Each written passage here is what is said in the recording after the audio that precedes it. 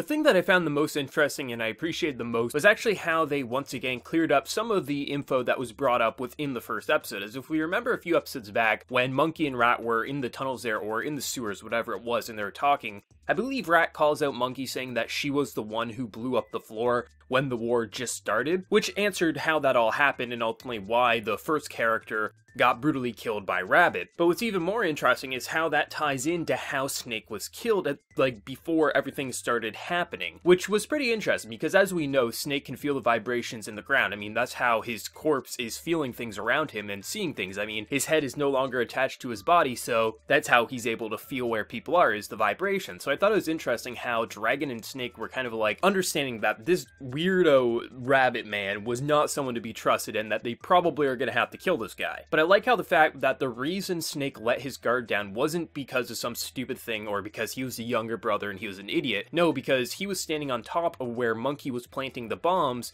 before everything started, so he felt the vibrations underground and immediately was like, hey brother, there's someone down here, probably assuming that they were about to get blown up or something to that nature. And in that one moment, for all of his craziness and how unhinged he is, he's a very well organized person. I mean, the fact that he literally uses Snake's head and plants it in a tree to be able to take out Monkey so he can see all around them, even though he is insane, he is well planned, and I love how in that one moment he took it and cut off his head. So I like how they even cleared up that. It's very well thought out, and I just appreciate that extra little bit of detail. What's even more crazy with Snake is actually how, even when his arms get cut off, which, and I shouldn't even be surprised by that because of the fact that his head can function, off of his body as a corpse, but I thought it was interesting that even though both of his arms got cut off, they could function by themselves, and how they were both getting strangled, Tiger as well as Ox, and how Ox did probably one of the coolest things I've seen in this anime so far, because Tiger is just full of alcohol. I mean, she literally guzzled down Snake's tank, which is all full of alcohol. So essentially her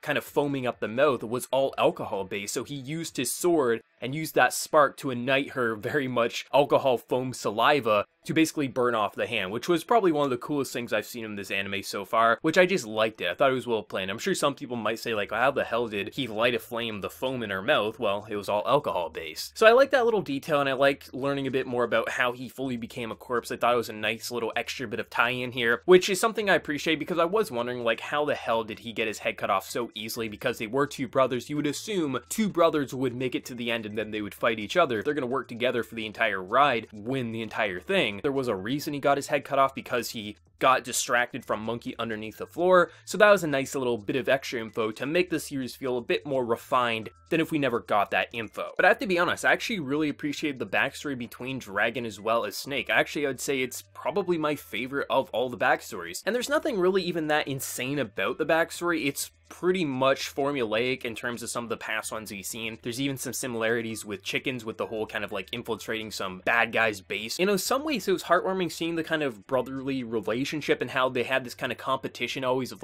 who could steal the best loot, who could do this, and how the big brother, when he realized that he probably didn't get that valuable of a cup, he would always say, oh, let's end it in a draw, which is such a brotherly thing to do. And I just thought overall that they gave a pretty good amount of backstory in this episode to really flesh out how the relationships works, and when they ultimately get appointed to be the Dragon and Snake warriors, how essentially after all this time of working together, now they're going to have to kill one another if they make it to the end. And I just thought it was pretty interesting overall, and just seeing the different personalities and how obviously Dragon and Snake, even though they are brothers and they have their similarities, they do differ quite a bit, with Snake being a bit more reckless, as seen by him literally just lighting up a place just to steal an animal pretty much and then burning them all to flame. And it's just kind of funny when you actually think about it, that Snake has the flamethrower and Dragon has some sort of ice ability or something to that nature. We actually haven't seen his abilities work yet. Obviously we know he can fly, which he's a dragon, that's not surprising, but we haven't seen his weaponry used. Honestly think that the dragon would have the flamethrower. It's just kind of funny when you think about it, but based on the personality of the two, it makes sense that Snake, the very hot-headed one who doesn't really care if he trips off lasers in the museum, makes sense why he would have the flamethrower. He's a very destructive person. So I just like the overall backstory, how his plan, and gave you a bit more kind of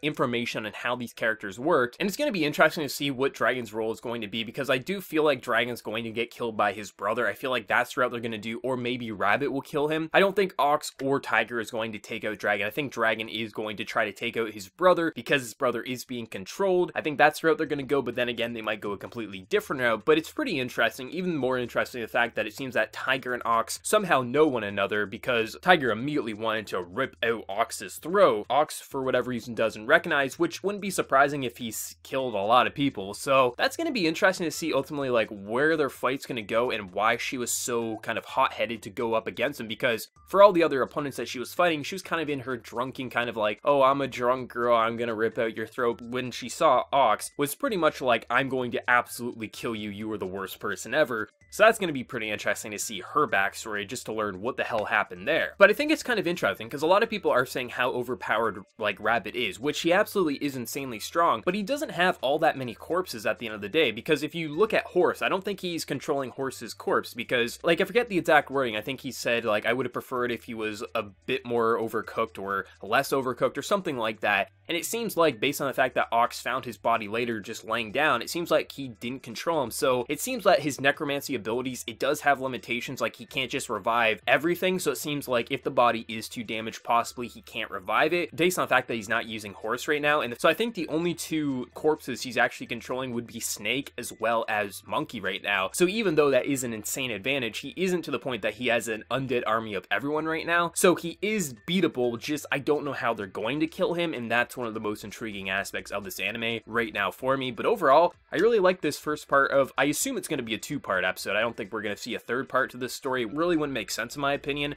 but maybe we will. But overall, I really enjoyed this episode. I thought it had a good balance of backstory, some fleshing out of stuff we knew, and also giving us a bit more on the kind of Ox and Tiger side of the story. This was a fun episode. I really enjoyed it, and I like kind of tying up some of the loose ends from the very first episode. But let me know your thoughts. How did you enjoy this episode, and how excited are you for part 2 next week? Let me know your thoughts. And before you leave, smack that like button, share your support. If you're new to the channel, be sure to subscribe. So until next time, everyone, please take care and have a good one.